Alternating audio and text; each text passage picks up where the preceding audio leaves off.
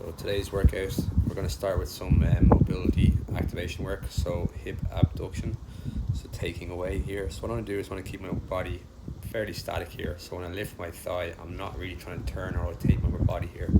So I'm just trying to look for mobility just through the hip and nowhere else.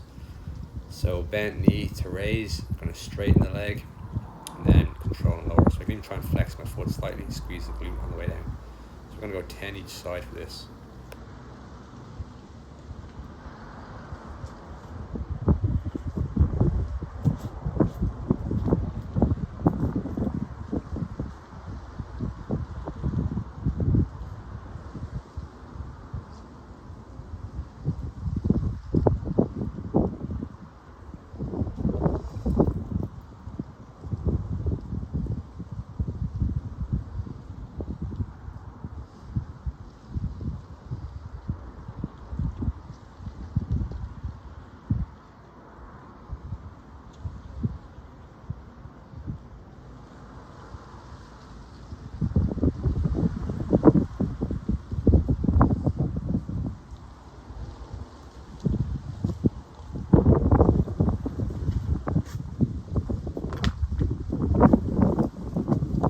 Next up, we're on to the windshield wipers. So again, maybe even just to start, just be careful of the inside of the knees here. There's no strain on the MCL, or it's the inside of the knee at all. So slow movement here. We're just going to go for 5 each side. So on this one, again, I'm working kind of within my mobility or my range or my ability here even. So no pressure on the inside of the knees. As I rotate and drop the knees towards the floor, I'm trying to sit up tall. 5 each side, strong core that we're not slouching as we come back and change sides.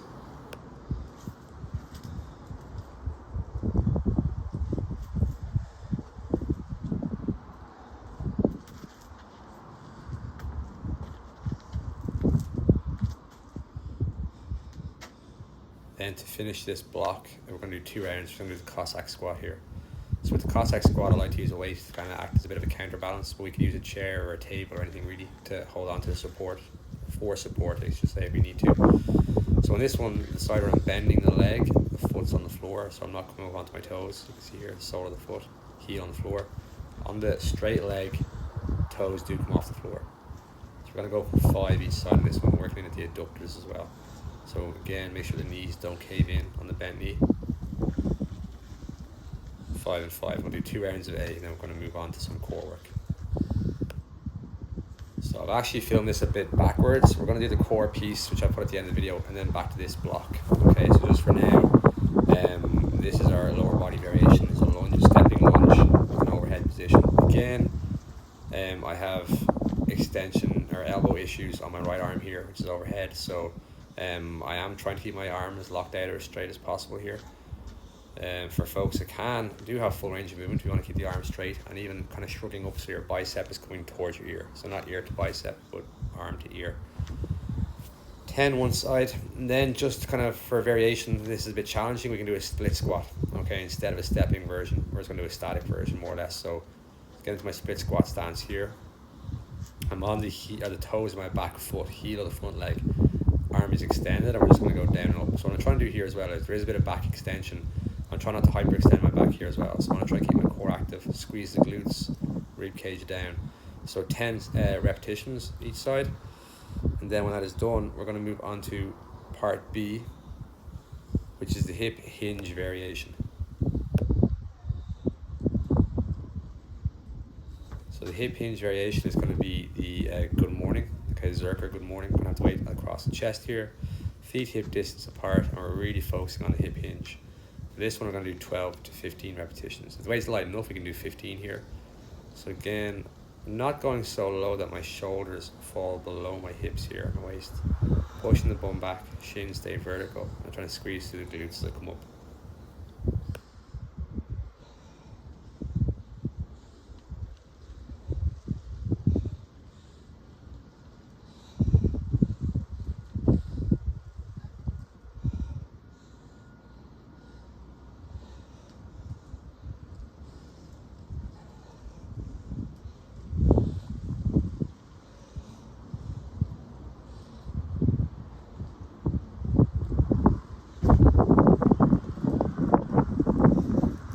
last part of this block is just elevated, even feet on the floor or feet elevated glute bridge. I'm going to go for 15 to 20 reps here, so a higher rep set. I'm trying to keep my knees wide here, that they're not caving in, and I'm keeping tension the whole time through my glutes and core, that I'm not resting my back on the floor, really, my lower back on the floor at all at any stage. So chin is tucked to my chest a bit here, so I'm going to create a hollow position, or posterior tilt to the hips. In some cases you might find it takes a few repetitions to kind of really get a feel for this, so if that's the case, you feel like kind of, after rep 5 or 6 or something is effective, then just gonna, add on a few repetitions to the end of the set. Again, make sure our knees don't cave in, trying to really squeeze to the glutes and minimize hamstring activation. So then, the core circuit here, what we're gonna do first is we're gonna start with the Contra lateral sit-up, 10 on the right side.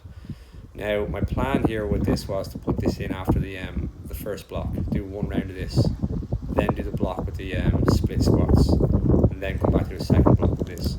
So I'll write that down in the description and the YouTube piece here, and in the emails I'm sending out to people. So we're going to do 10 repetitions with the Contra lateral sit-up on the right side. When that's done, then we're going to go into an RKC plank. We're not going on to the left side just yet on this one. So when this is done, it's RKC plank next.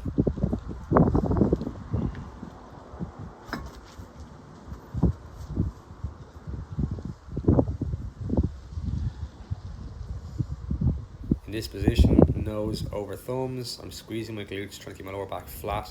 I have my legs and my feet squeezed together here, so I was almost going to try and drag my elbows towards my feet as well, creating tension for the whole 30 seconds.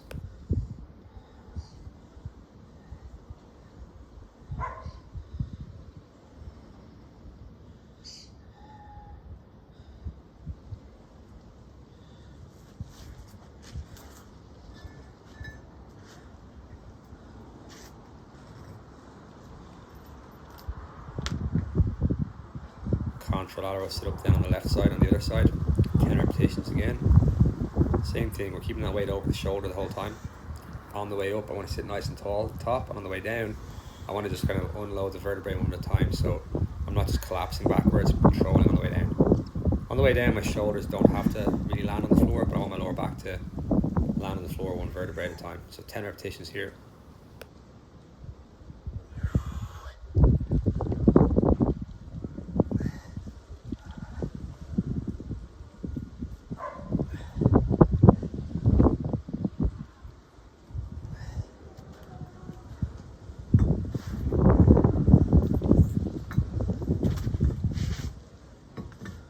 Then it's straight into the Russian twist. We're going to go for 10 each side on this one.